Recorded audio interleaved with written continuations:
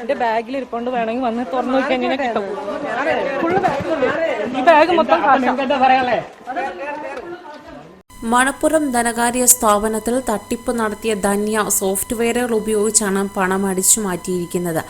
IT വിഭാഗത്തിന്റെ മേധാവിയായിരുന്നു ധന്യ.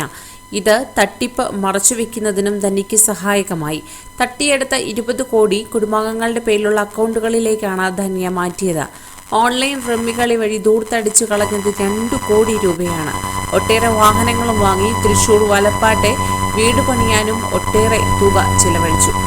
സ്വത്ത് വാങ്ങിക്കൂട്ടാനും ദൂർത്തിനുമായിട്ടാണ് ധന്യ പണം ചിലവഴിച്ചത്. കുടുംബാംഗങ്ങളുടെ അക്കൗണ്ടുകളിലേക്ക് ലക്ഷങ്ങൾ വന്നതുകൊണ്ട് ധന്യയുടെ ഭർത്താവ് ബസന്തും അച്ഛനും അമ്മയും സഹോദരിയുടെ ഭർത്താവും കേസിൽ പ്രതികളാകുമെന്നാണ് പോലീസ് നൽകുന്ന സൂചന.